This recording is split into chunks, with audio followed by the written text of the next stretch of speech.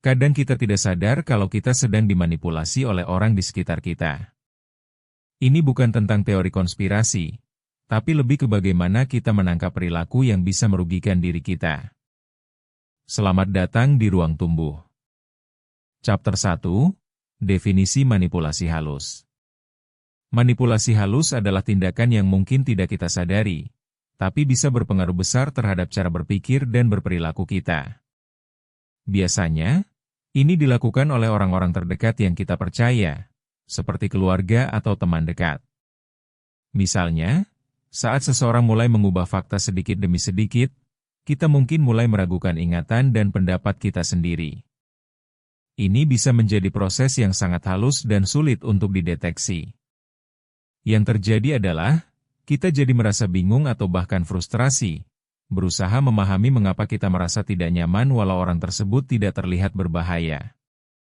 Hal ini membuat kita terus berpikir dan merenung, tanpa menyadari bahwa perubahan ini bisa berdampak besar. Manipulasi hubungan ini bisa muncul di berbagai konteks, baik dalam pertemanan, keluarga, maupun di lingkungan kerja. Dalam banyak kasus, kita merasa kita harus beradaptasi dengan orang tersebut, padahal sebenarnya kita hanya perlu menyadari bahwa ini bukan kesalahan kita.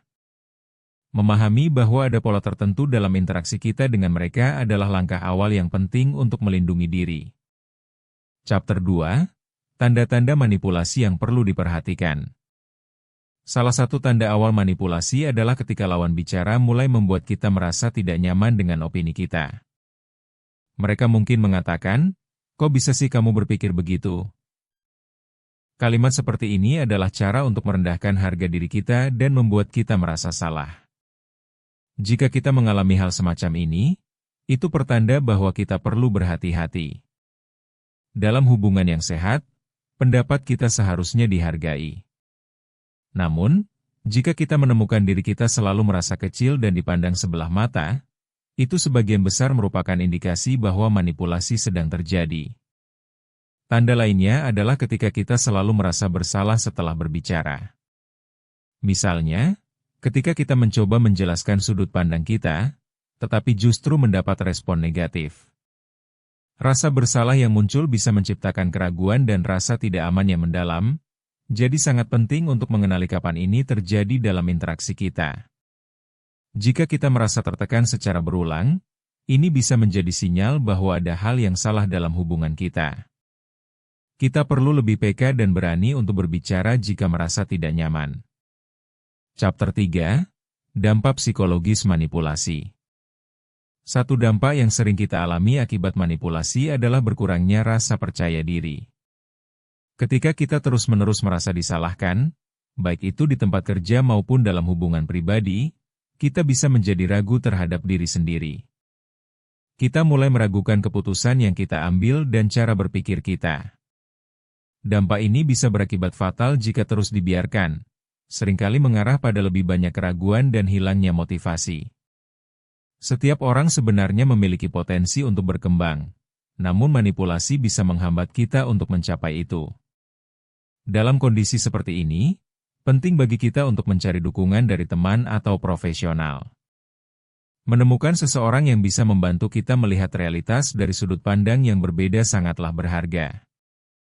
Kita perlu yakin bahwa kita masih berharga dan kemampuan yang kita miliki adalah sesuatu yang layak diperjuangkan. Berbagi perasaan dengan orang yang kita percayai juga bisa membantu kita menemukan kembali kekuatan yang mungkin kita rasa hilang. Chapter 4, Cara Menghadapi Manipulasi. Menghadapi manipulasi bukanlah hal yang mudah, tetapi ada beberapa langkah yang bisa kita coba untuk mengatasinya.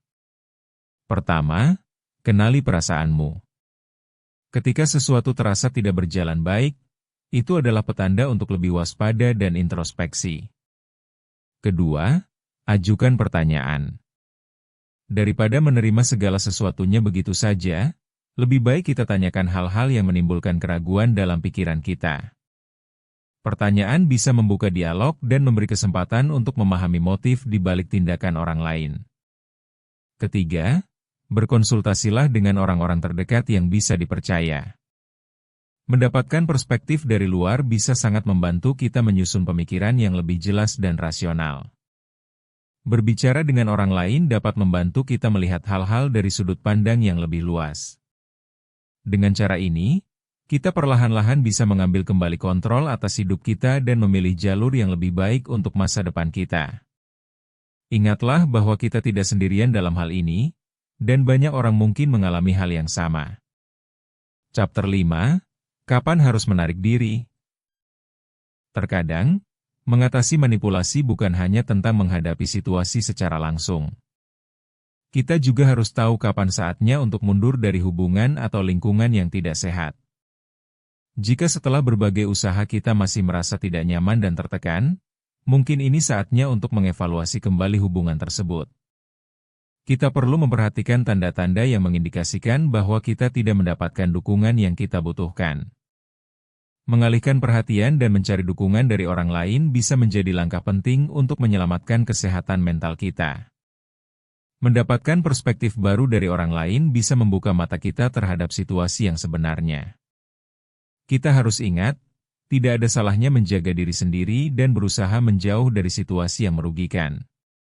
Kita berhak untuk berada dalam lingkungan yang mendukung kita, bukan yang sebaliknya. Mengambil langkah mundur bukanlah tanda kelemahan, tetapi merupakan tindakan sadar untuk menjaga diri dan kesehatan yang lebih baik. Jangan lupa untuk subscribe Ruang Tumbuh agar kita bisa sama-sama belajar dan berkembang. Bertumbuh itu proses, bukan lomba.